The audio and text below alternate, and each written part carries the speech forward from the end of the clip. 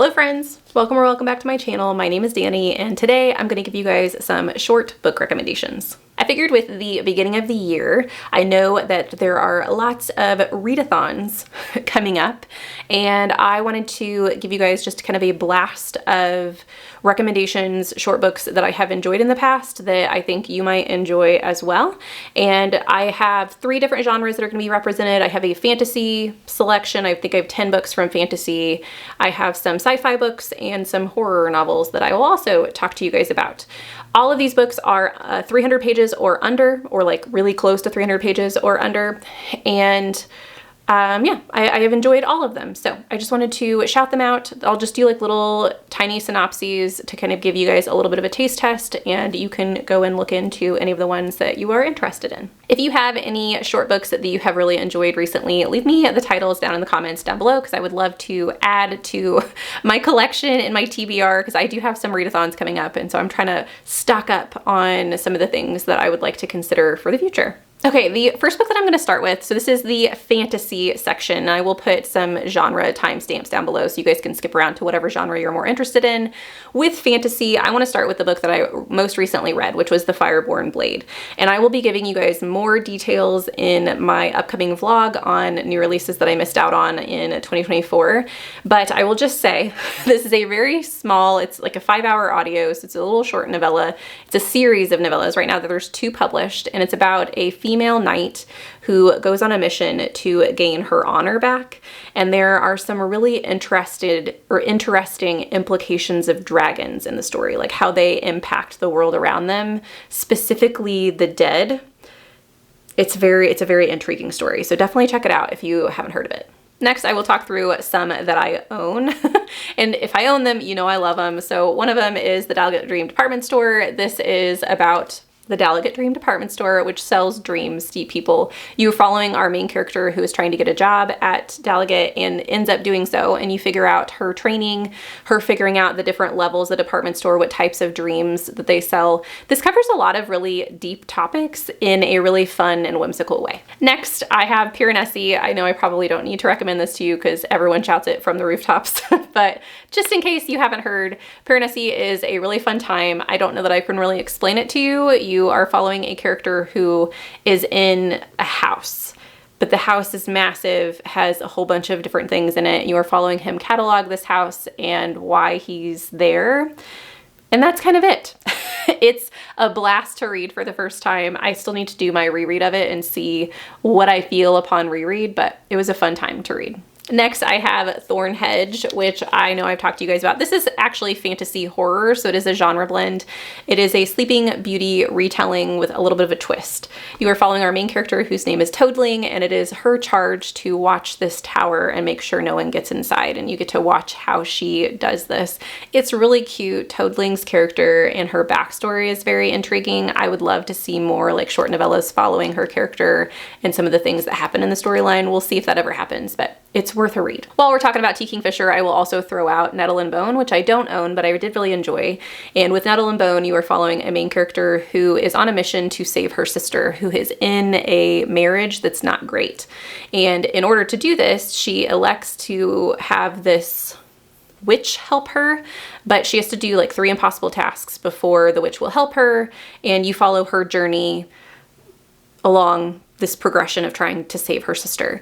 It's very cute, very cozy. There is an animal companion whose name is Bone Dog in the book that is absolutely my favorite character, and it was just a really fun fairy tale time. Next is a book I've talked about recently and is one I would like to reread, and that is Driftwood by Marie Brennan.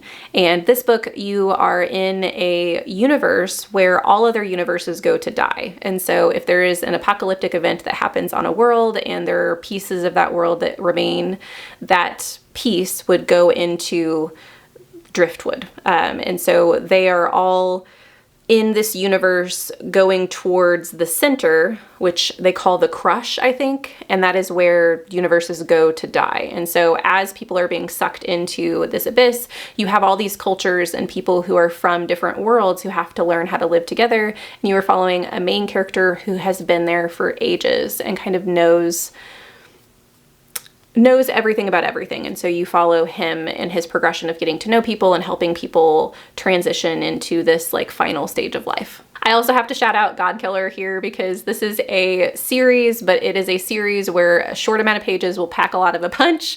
You have a main character whose name is Kessin, who is a Godkiller. And in this world, gods are feared because they have certain powers that have kind of put them on the outskirts of humanity and human society. They do not really like to interact with gods anymore because of certain events that have happened. And so they have these people called God killers that when a god gets too powerful, they will send this person out kind of like mercenaries to go and kill the gods. There's so much more to it than that, but you follow a lot of characters that are intertwined in the story with the politics of the kingdom, and they go on a journey to figure something out. I think that's all I'm going to say. It's a really short read, really fast read, but it does have a ton of impact in the story. Next, we have Silver in the Woods. And this is one that I think had a big splash when it first came out, but I haven't heard anyone talk about it recently. You are following a couple of characters. You have one of the main characters, Tobias. He lives in the woods, he's taking care of the woods. He lives kind of a quiet existence away from society. And you also have Henry Silver, who has taken over, I don't know if he's taken over the land that the woods is on, but he is interacting with Tobias in some way, and they have to figure out how to be pleasant to one another, and some things unfold about Tobias's past. It was very interesting. I actually need to jump back into it because I never finished the second book in this little short novella series, and I need to do that. I know also that this author just published another book this year, and because I liked this one, I do think I'd like to read some of their long form works as well. So we'll see. Then we have When Among Crows, which was so fun to read. I was very excited that I had this little world introduced to me. You're following a main character who is on a mission to find Baba Yaga, and who is like an infamous witch, if you don't know who that character is. And he has to go on a quest and some things. He has to do some things in order to find Baba Yaga. He ends up having a companion as well who has a curse, and so they have like some benefit to them if they help him on his quest, because if they find Baba Yaga, then perhaps Baba Yaga can help removing the curse from them. But you're in this really dark kind of witchery-like world, so if you liked The Witcher, this might be something to give a try. You have strigas and other kind of scary shadow creatures that you are dealing with. And I thought it was a lot of fun. And I found out that there is going to be a second book in this series. I didn't realize. I thought it was going to be a standalone. So I'm excited to be able to get back into this world. And the last fantasy standalone I have for you guys is one that I just kind of thought was okay, but I do think it has a bigger audience out there than I've seen read it, and that is The Empress of Salt and Fortune. This is by Nevo, and I love the writing of this. I think that my problem with this arose from, one, I think that there are some things that I don't quite understand because I don't have background in this culture.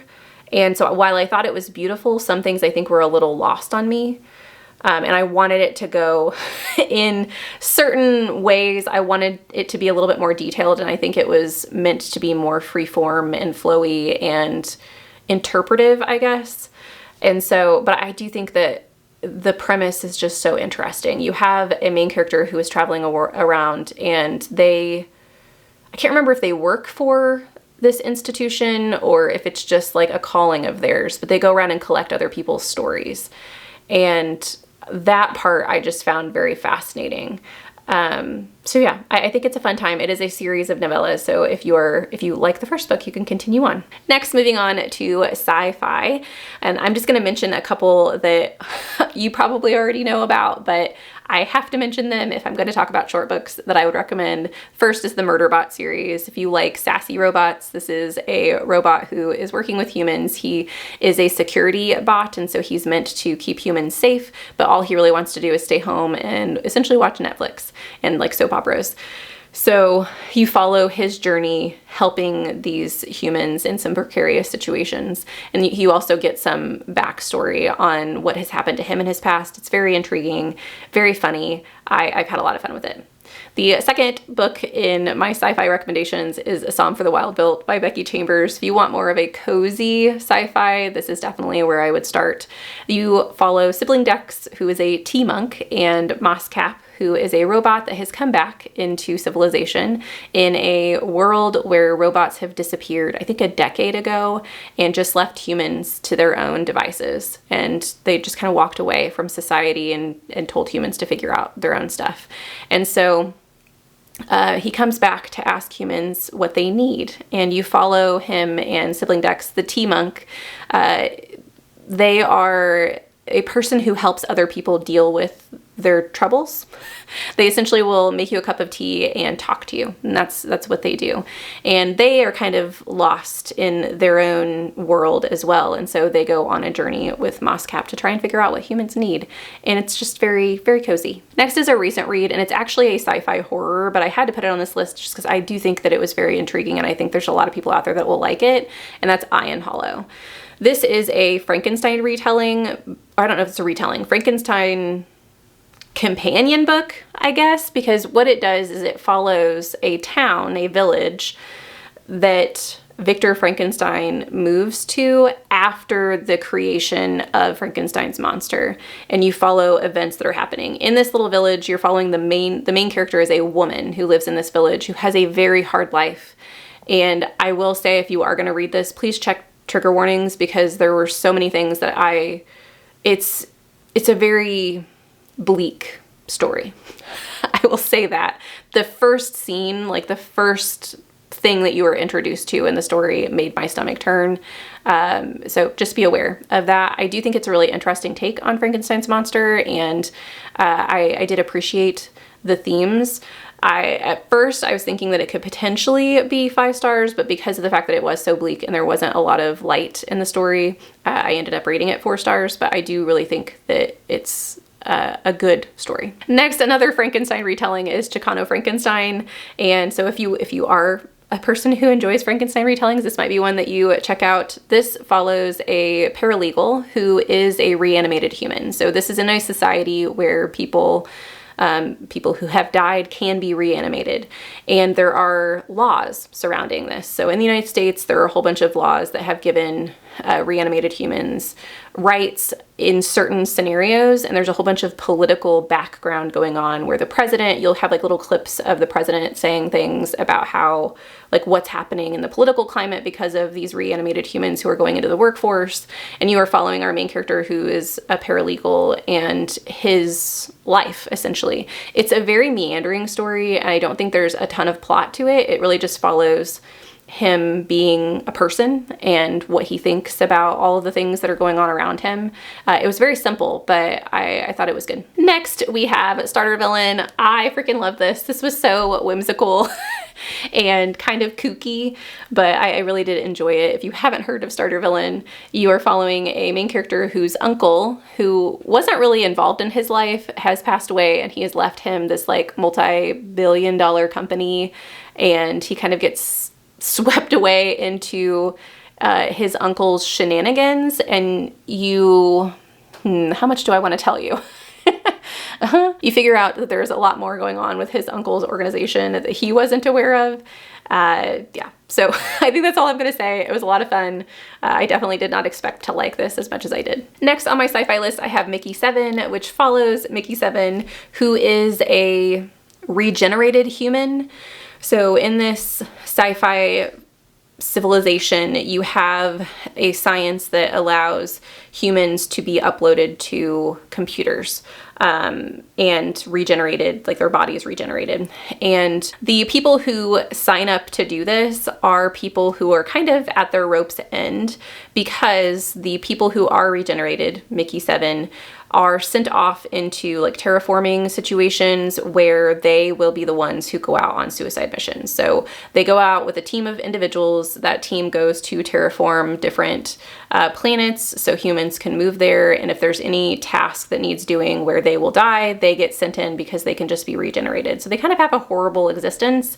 And Mickey goes on one of these suicide missions, is supposed to die, but he doesn't, and ends up coming back to his little unit that he lives at, and Mickey 8 has been created. Well, the place that they're at doesn't have enough resources to keep 2 Mickeys, and so this becomes kind of a dynamic between the both of them, and you get to learn and follow Mickey 7 and their thoughts and feelings on being replaced. It's very interesting. I had a lot of fun with it. It is a series if you guys are interested in continuing on. Then I have My Murder, which is a sci-fi mystery where you are following a woman who gets cloned. So in society, they have learned how to clone humans. They only do it to people who have passed away, because I think that's the only way it works, if I remember correctly.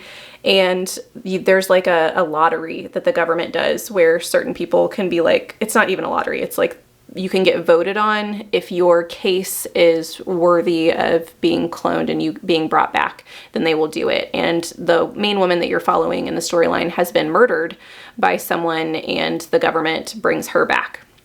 And throughout the storyline, you get to help her solve her own murder, which is very interesting. I had a lot of fun with this. It's very intriguing to look at the psychology behind someone being recreated and cloned from someone, and their thought process of whether or not they're a person, if they're different than the person they were before, or if they're the same person, and just that conversation within this woman's head was really interesting to read. The last sci-fi book that I have for you guys is Past Crimes, and this is in a futuristic society where the physical world is falling to pieces, but the virtual world is expanding. So everyone, think kind of Ready Player One-esque, where everyone lives in a virtual society. And one of the big players in this virtual society is Past Crimes, who have made money off of making serial killers and murderers into like video games where you can go in and actually live through certain components. And you're following our main character, who is the wife of a mass murderer, and her kind of having to deal with, one, her husband murders being made into like this massive kind of theme park like area, and then her not believing that her husband is a murderer, and you get to follow like the events after that. It was very intriguing. The laws surrounding technology in this world are very much a portion of the story, and I loved learning about how all these bills would come about because of different things that were happening in the virtual world, and they wouldn't necessarily apply to the physical world. So that was really fun to learn about. Next, I have horror novels for you guys, and we will start with Nat Cassidy with Nestlings.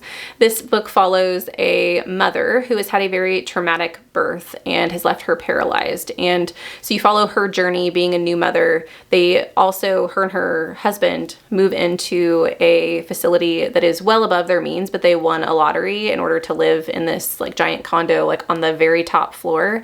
And there's some ominous things about why they were allowed to live there, and you get to live through the creepiness of this condo that they're living in.